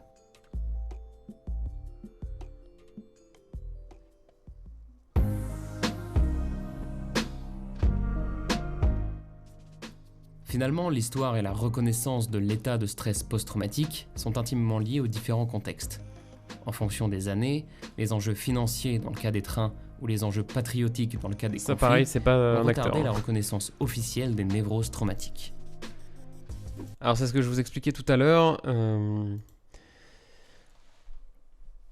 Moi, c'est un des éléments que j'ai trouvé hyper intéressant en travaillant sur cette émission, c'est de voir que vraiment ce sujet, d'un point de vue scientifique, enfin d'un point de vue médical, s'est développé exclusivement en fonction des contextes, que lorsqu'il y avait des problèmes d'argent, de rétribution, de dédommagement, on faisait avancer la médecine parce que il y avait des fonds en jeu et donc on voulait pas les dilapider n'importe comment. Que lorsqu'il y avait une guerre, on était beaucoup plus enclin à dire que les gens étaient des simulateurs que des vrais traumatisés. Et voilà, et je trouve que cette relation constante entre médecine et société et comment finalement les malades sont perçus et comment ils sont pris en charge aussi par la société, pas seulement pour leur traitement, etc., mais dans les yeux de leurs contemporains et de leurs concitoyens, c'est hyper important et c'est ce que j'ai essayé de montrer. Avec PTSD, Guillaume Singelin nous dresse une histoire de vétéran de guerre, qui est certes l'occasion de montrer la difficile réintégration de ces personnes dans la société, mais aussi de souligner l'espoir que l'entraide et la bienveillance peuvent apporter à ces individus. Ouais, parce que bon, j'avais bien conscience que l'intégralité de la vidéo était quand même un peu lourde, hein, on va pas se mentir, que c'était pas très très gai. Donc j'ai essayé aussi en conclusion, déjà par la musique, qui est beaucoup plus, je dirais pas entraînante, mais un peu plus sympa, et par les images que je montre de la BD, montrer que il y a aussi des traitements qui marchent. Il y a aussi des gens aujourd'hui qui ont des ESPT qui sont pris en charge. L'armée notamment a fait énormément de progrès. Aujourd'hui, il y a un centre entier qui est à Chypre, si je ne dis pas de bêtises. Il y a un centre entier qui est un espèce de club med qui appartient à l'armée, qui existe à Chypre, qui est pour l'armée française, où les militaires ont un passage obligé après leur OPEX, où ils sont auscultés par des psys, ils passent du temps ensemble à essayer de se reconnecter avec des choses de la vie quotidienne. Et voilà, ça c'est des choses qui étaient impossibles il y a même 20 ans, quoi. 20-25 ans. Et donc ça fait quand même beaucoup de progrès, donc je voulais aussi montrer que voilà, les choses avancent et que c'est quelque chose de catastrophique. très triste, mais qu'il faut essayer d'aller de l'avant et d'être positif, quoi. Voilà. Un petit peu, en tout cas. Car bien au-delà d'une simple maladie de soldat, les ESPT dépassent les seuls questionnements médicaux et psychiatriques sur la mort pour rejoindre des domaines philosophiques et métaphysiques. PTSD met parfaitement en lumière cet aspect, en démontrant que le traumatisme psychique interroge l'homme sur sa place sur notre planète et sur les relations qu'il doit entretenir avec ses semblables, pour conserver ce qui fait de lui un être humain. Voilà. Voilà. Merci à tous d'avoir regardé cette émission avec moi. J'espère qu'elle vous a plu. J'ai fait pas beaucoup de vues, donc allez la revoir après ce live. Non, mais ce que j'essaye de souligner justement à la fin de la vidéo, c'est justement le côté humain derrière le traumatisme et que c'est ça en fait que les gens perdent. C'est leur connexion, c'est ce qui fait d'eux des êtres humains au quotidien. Et c'est ça aussi qu'il faut essayer à mon avis, d'aller rechercher, de réimplanter chez ces malades dans les traitements et dans les centres qui existent pour ça. Alors, je vois qu'il y a eu plein de messages. Hugo, salut Hugo. Mais comment on peut refaire sa vie après avoir vécu toutes ces horreurs ? Tellement choquant les images d'archives. Ouais, les images d'archives sont bien dures. Mais bon, je veux pas du tout minimiser ce qui se passe actuellement. Mais après, la plupart des images d'archives que j'ai montrées sont des images de la Première Guerre mondiale, qui est le conflit par excellence le plus traumatisant, je pense. Beaucoup plus que la Seconde Guerre mondiale, par exemple. Pour les soldats, en tout cas. Donc c'est normal que aussi elles soient très traumatisantes, les images, surtout que nous, ça s'est passé il y a longtemps, donc on a un peu oublié cette histoire, alors que c'est l'histoire qui est pas si lointaine que nous, c'est l'histoire de nos grands-parents, arrière-grands-parents. Donc, voilà. Bob le Danois, c'est pas le cas en général pour la médecine, le but ça arrête de se renvoyer au boulot à SAP. Pas que, c'est aussi une science, donc le but c'est aussi de faire avancer les connaissances de manière générale sur la vie, sur ce qui nous entoure, quoi, et sur comment fonctionne le corps humain, tout ça. Pégase, ouais. Bob le Danois, encore une fois.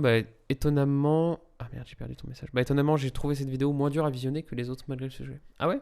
Ok, bon tant mieux. Tant mieux. Je demande comment est traité le syndrome dans des régions comme sur le continent africain. Je ne pense qu'il n'y ait pas du tout. J'avais effectivement vu un reportage sur des jeunes qui avaient perpétré le génocide rwandais. Donc pareil, bien violent au niveau ESPT, à la machette, etc. Et qui du coup aujourd'hui étaient pour certains d'entre eux en prison et qui n'étaient pas du tout suivis par personne, ni par des psys, ni par même l'institution pénitentiaire qui s'en fichait complètement. Et donc les mecs étaient parqués à 20 dans des prisons de 10 mètres carrés, enfin dans des cellules de 10 mètres carrés, et en fait étaient tous angoissés entre eux, et bon, ça posait des problèmes évidemment considérables.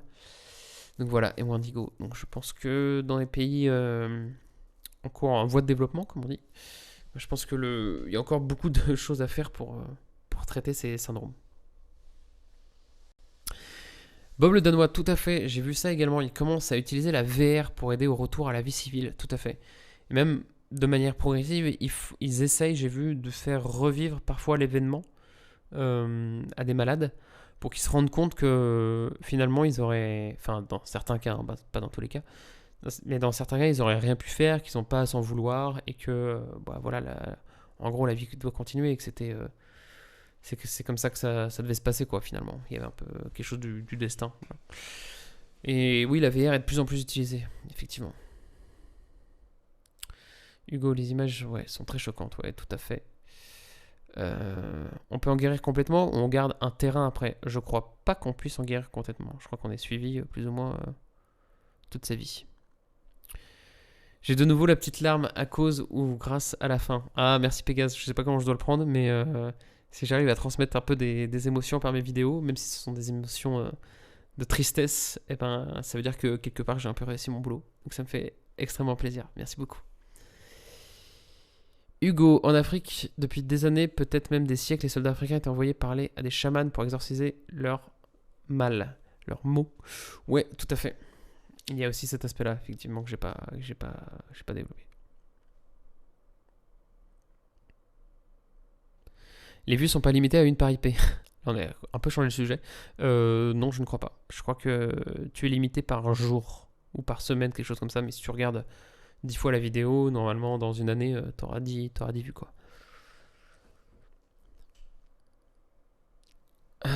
Super live, pas très joyeux, mais intéressant. Super vidéo, en tout cas. Encore une fois, extrêmement intéressant sur ce sujet. Merci à tous pour vos messages. Je disais que c'était la fin et je vous remerciais pour la vidéo, hein, pas pour le live. On peut encore continuer un petit peu ensemble. Merci à tous pour vos messages, ça me fait super plaisir en tout cas. C'était bien gros, merci. Tout à fait, comme dit Pégase, si je ne me trompe pas, on n'en guérit pas, mais on arrive à diminuer les triggers, à apprendre à la victime à gérer ses troubles pour rendre sa vie meilleure. Ouais. Mais ouais, comme elle le répète, et moi aussi d'ailleurs, nous ne sommes pas psy, donc c'est à prendre avec des pincettes. Voilà. Merci pour le travail que tu fournis. Merci beaucoup, ça me fait super plaisir tout ce que vous me dites. Mode fanboy off, j'avoue. Arrêtez, je vais rougir. Et ben maintenant, je suis complètement disponible pour répondre à vos questions. Voilà, c'est ça que je voulais dire. Vos questions sur des ESPT, des questions sur des films liés aux ESPT, au PTSD. Quels sont, vous, les films qui vous ont le plus marqué sur le sujet?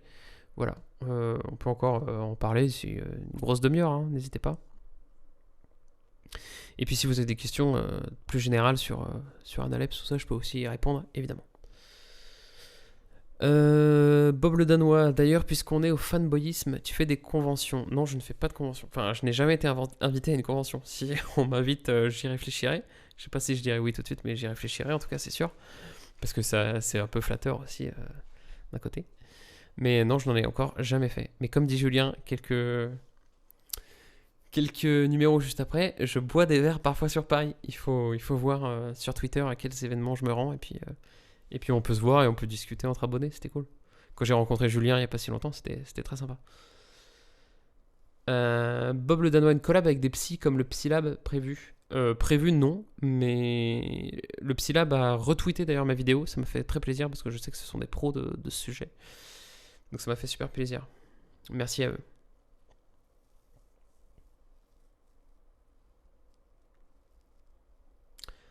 Quelle étude fais ou as-tu fait? J'ai fait des études d'histoire, voilà.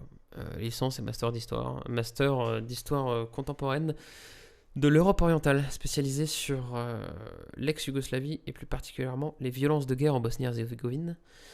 D'où mon appétence particulière pour les ESPT, parce que la Bosnie-Herzégovine, de ce point de vue-là, est bien servie. Tiens, en fait, tu parlais de Singelin, je pense que c'est ça que tu voulais dire. Comme une étoile montante, tu as des infos à nous donner sur lui? Guillaume Singelin, c'est un auteur de bande dessinée extrêmement talentueux, qui a écrit, je crois qu'il y a 3 ou 4 tomes d'une série qui s'appelle The Grocery, qui est publiée chez Ankama, qui a aussi participé au Doggy Bags, qui était une série de 13 tomes comportant chacune 3 histoires courtes, indépendantes, dans un style un peu comics US à l'ancienne, hyper cool, très violente, très imaginative, et voilà, et bon, c'est un mec bourré de talent, donc c'est hyper cool. C'est toute la clique du label 619, avec aussi Run et Mathieu Bablet, entre autres. Il y a Elsa Bordier, enfin il y a plein d'autres gens.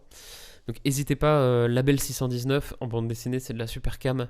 Moi je suis un énorme fan de Moutafoukaz notamment, c'est une BD dont j'avais un petit peu parlé dans ma vidéo sur l'occultisme nazi, mais comme cette vidéo a malheureusement été strikée, et ben c'est compliqué pour vous aujourd'hui de la revoir, à part si vous prenez un VPN. Mais voilà. Hugo, j'avais vraiment été informé du sujet grâce à Rambo 1, ouais, clairement.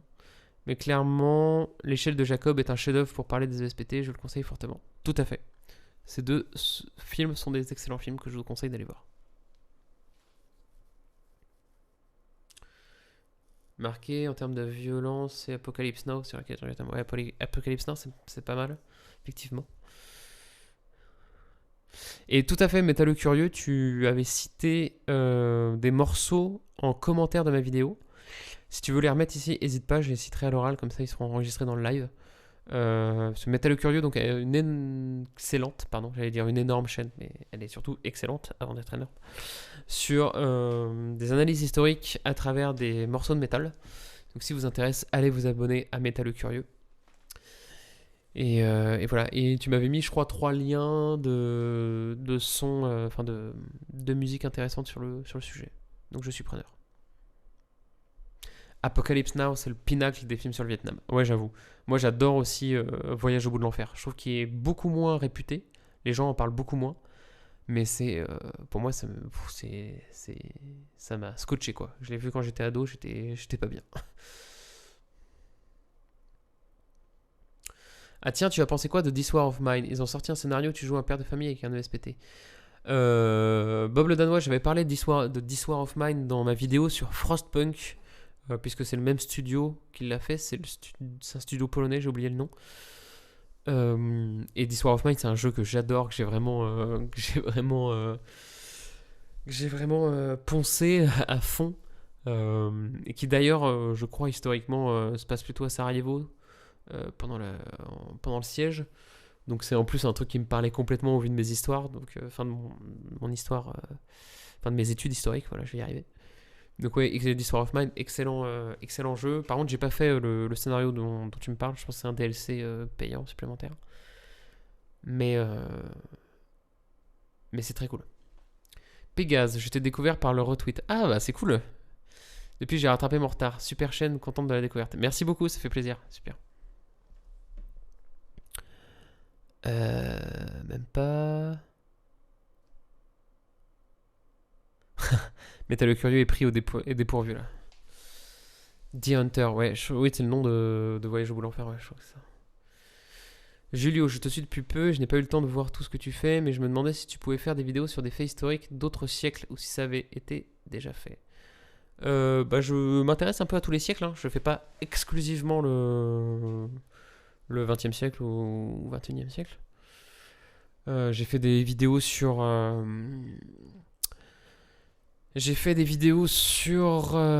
Grèce antique, j'ai fait des vidéos sur le Moyen-Âge, voilà. Très peu sur la période moderne, j'avoue. Mais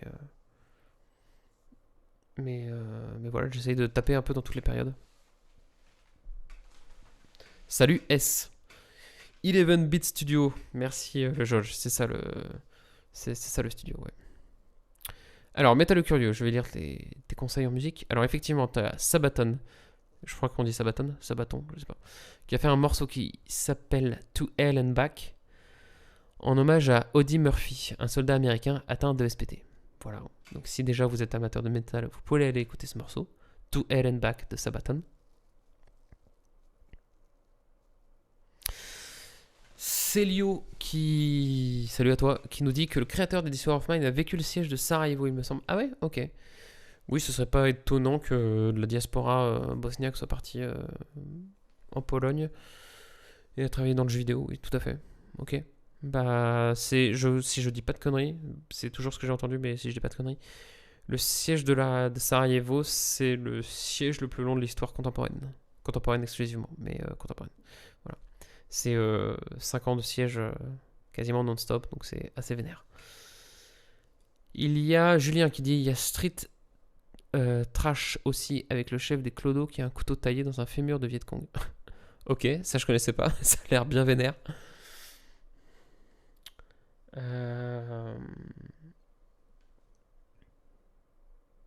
Alors, on poursuit Métal Curieux qui parle de musique. Et sinon, j'ai découvert le sujet des ESPT avec Five Finger Death Punch, le morceau Wrong Side of Even. Les paroles sont pas explicites, mais le clip si. Met en scène comme un mini documentaire. Dans une partie parle des ESPT. Ok. Five Finger Death Punch, Wrong Side of Even. Ok, c'est bien noté. Amateur de métal, à écouter ça. Hugo, je t'avais découvert avec ta vidéo sur Guy Fawkes et je crois que j'ai rarement autant accroché à une chaîne YouTube. Le concept est passionnant, tu fais des vidéos d'une qualité irréprochable. Merci beaucoup les gars, merci, ça fait plaisir.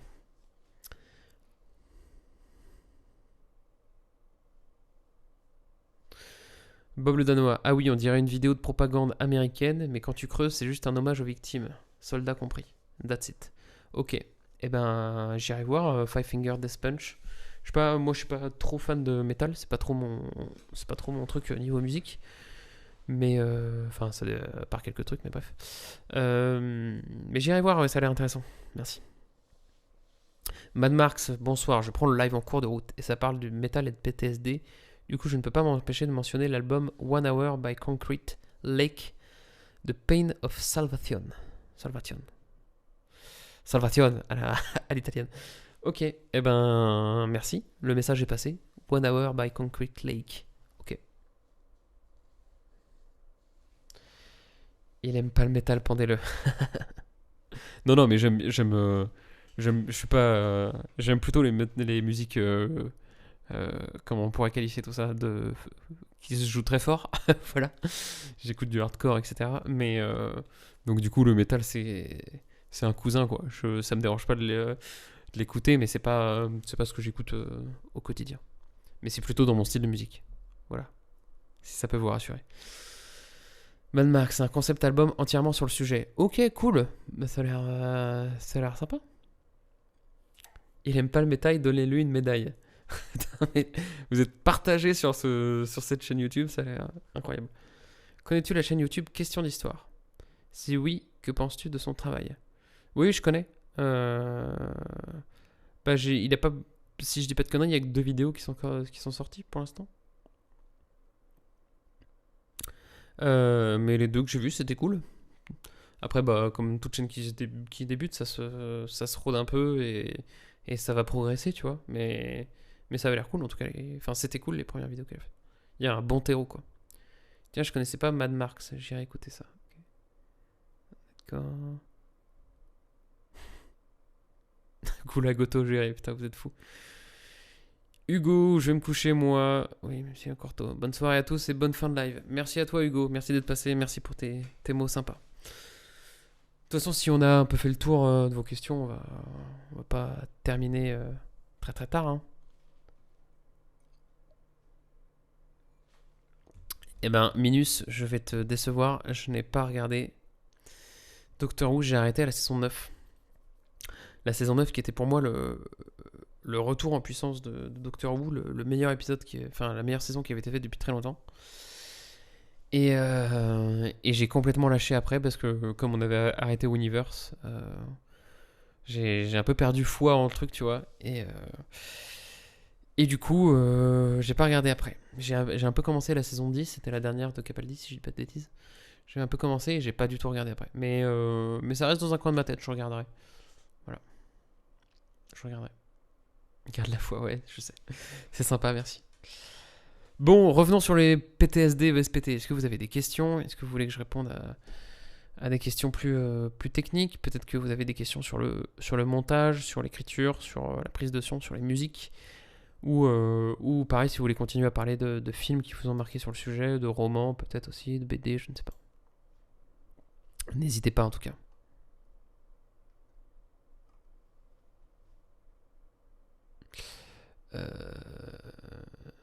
Tac. Vite. Tu utilises quoi comme logiciel d'animation?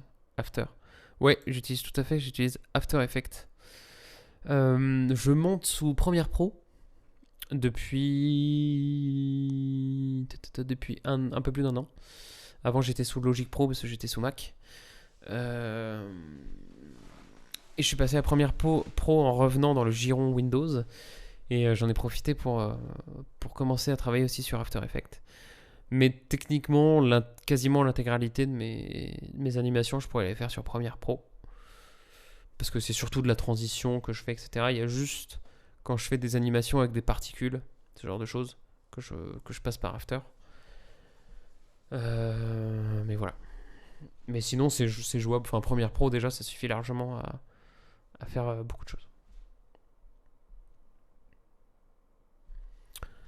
Voilà.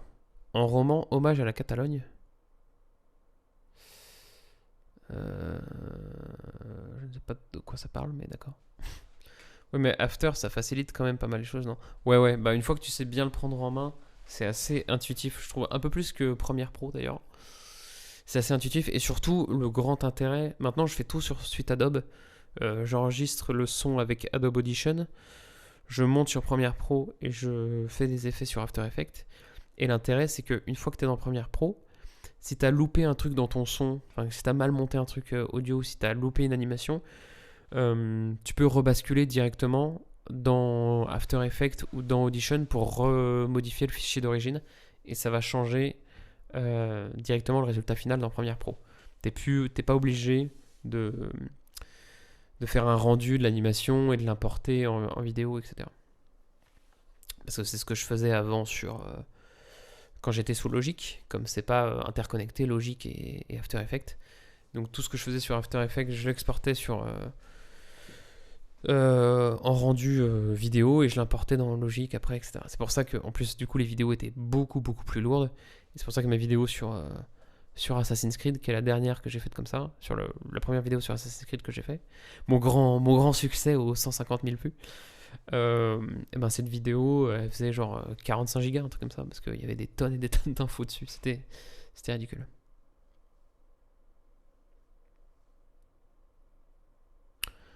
Harry Potter montre bien le début d'un PTSD chez une personne? À quel moment? J'avoue que je m'en souviens pas, mais peut-être. Est-ce que tu parles de Harry Potter en premier au lieu ou de quelqu'un de son entourage? Je m'en souviens pas.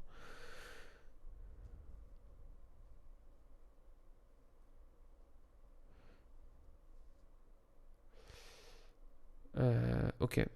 Je connaissais pas Hommage à la Catalogne là dont tu parles. JFK, la popote est prête, mais j'écoute quand même.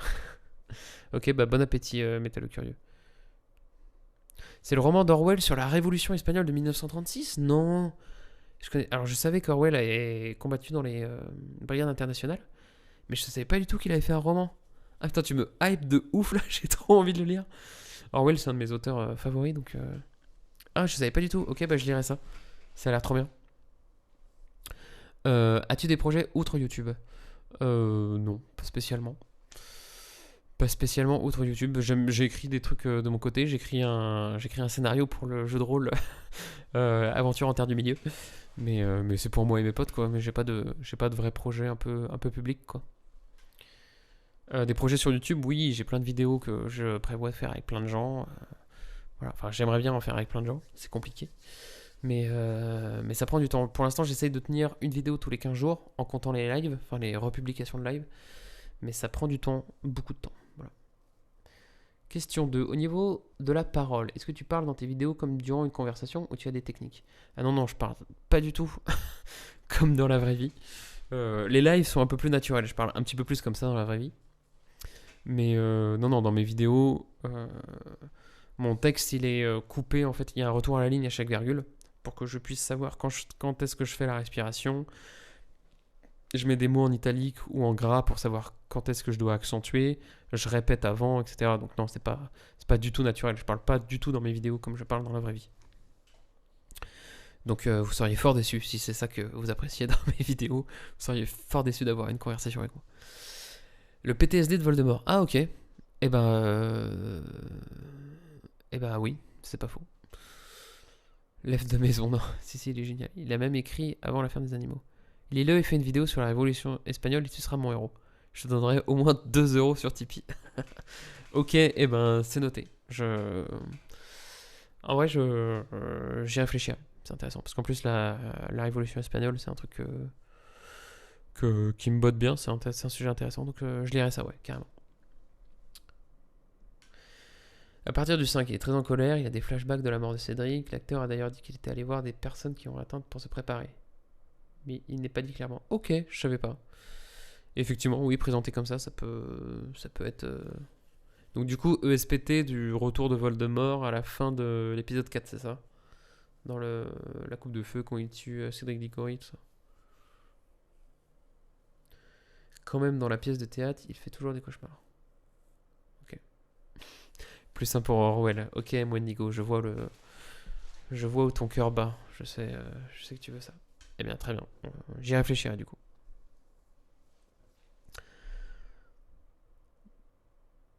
Dans The Walking Dead, ouais, typiquement, ça fait partie aussi des des sujets, des... Frodon. Frodon, en revenant à son aventure, tout à fait, il est plein de PTSD. Et puis Tolkien, mais tout à fait. C'est pour ça que je citais au début de la vidéo, tout à fait Minus, que j'avais un peu abordé la question des PTSD dans mon émission sur l'imaginaire de Tolkien. Ouais. Tolkien, de toute façon, c'est... Tolkien, c'est un espèce de SPT positif, hein. En fait, il se sert de ses souvenirs de la guerre pour construire quelque chose d'intéressant et de créatif pour lui, mais s'il le fait, c'est parce qu'il y pense quotidiennement et que c'est difficile dans sa tête, quoi. Frodon, il a des ESPT. Ouais, quand il revient à la comté à la toute fin, et c'est d'ailleurs pour ça qu'il part pour les Havres Gris avec les elfes.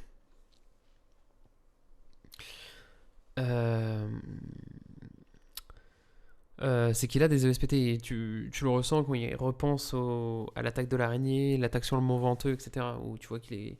Alors il y a des traumatismes physiques, mais dans le livre c'est beaucoup plus détaillé qu'il a du mal à reprendre une vie normale et qu'il part parce qu'après ce qu'il a vécu, son aventure, il est plus le même qu'avant et que du coup il n'arrive pas à se réadapter à la société.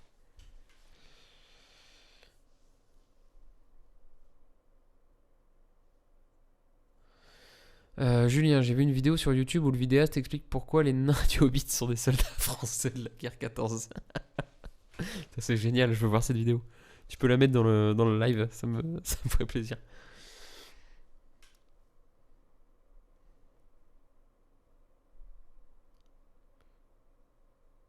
Quelles sont les chaînes YouTube que tu nous conseillerais, que tu aimes? Eh bien, allez voir les chaînes du label Hérodote. Ça, c'est déjà un bon début. Donc, label Hérodote, un label de créateurs de vidéos historiques dont je suis membre avec Métal le Curieux qui était sur le chat tout à l'heure.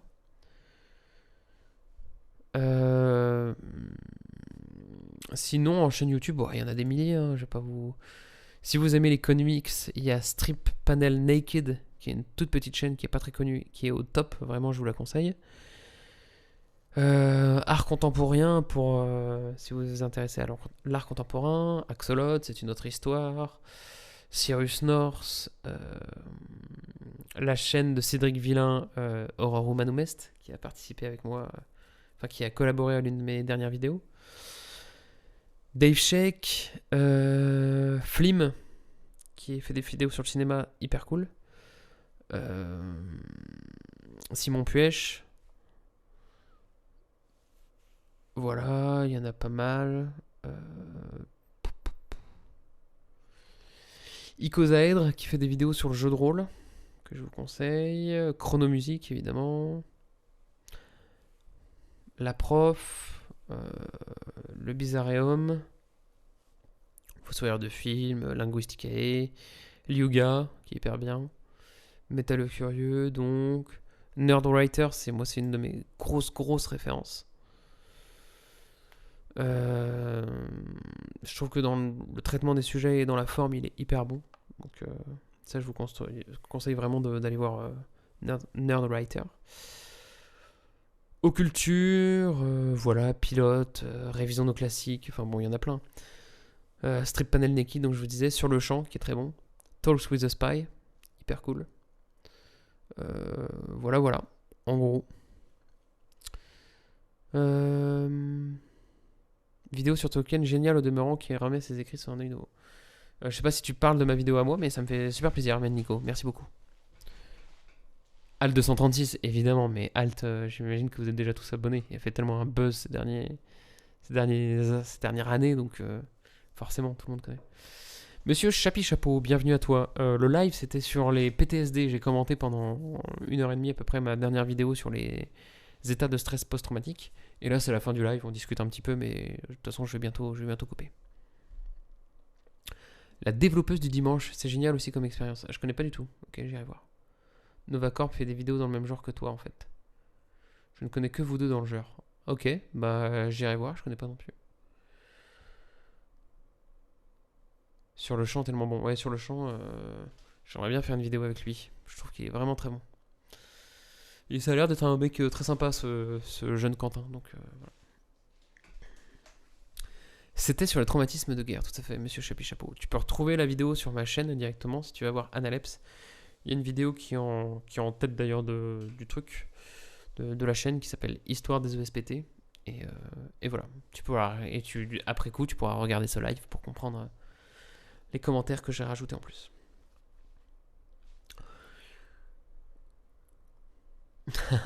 C'est sympa le jeu. Tu peux lui envoyer ce message à Quentin pour lui dire que tu veux qu'il fasse une vidéo avec Analepse.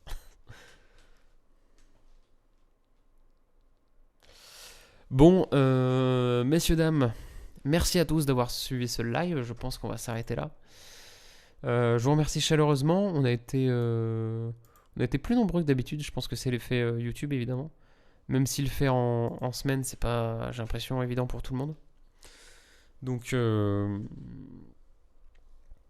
Donc on verra adapter. Je suis pas fixe en tout cas sur les. Je suis pas fixe sur la date exacte du live, donc on avisera au fur et à mesure. Je vous poserai des questions sur les différents réseaux sociaux. Sur ce, n'hésitez pas à partager la vidéo sur les ESPT encore une fois pour aller pour battre l'interdiction de référencement par YouTube. Ça me rend super service en fait que vous partagez la vidéo. C'est le seul truc qui peut un peu contrebalancer ça. Je vous souhaite à tous une bonne nuit, une bonne soirée. On se donne rendez-vous très bientôt pour une nouvelle émission. Normalement, la prochaine, c'est sur les Gaulois. Je sais pas si dans 15 jours, elle sera prête. Du coup, peut-être que dans 15 jours, je referai un live sur une ancienne vidéo pour me gagner 15 jours de rab. Et puis voilà. Merci à tous pour vos mots hyper sympas sur mes vidéos. Ça me touche, ça me fait super plaisir. J'ai une super communauté, donc vraiment, je vous remercie. C'est grâce à vous que l'émission continue. Donc voilà. Merci à tous, bonne soirée. Et puis, on se donne rendez-vous sur les réseaux sociaux. Facebook, Gaulois, parce que vous parlez tous des Gaulois, c'est pour ça. Ah, j'ai Chasse Royale sur mon bureau. Je le finis avant ta vidéo. Cool, Minus. N'hésite pas, c'est hyper cool. Ouais, j'ai un Discord, tout à fait. Le Discord, j'ai pas le lien. Le Discord, il est sur la chaîne et dans toutes les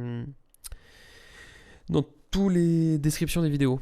Il y a le lien vers le Discord, donc n'hésitez pas à le rejoindre. Il n'y a pas énormément de monde, mais vous pouvez discuter entre vous carrément. Ça peut être sympa, ça peut un peu créer d'activité. Voilà. Merci à tous. On se retrouve très bientôt sur les réseaux sociaux, Facebook, Twitter, Discord, Instagram. Et je vous dis à très vite. Bonne soirée à tous. Ciao.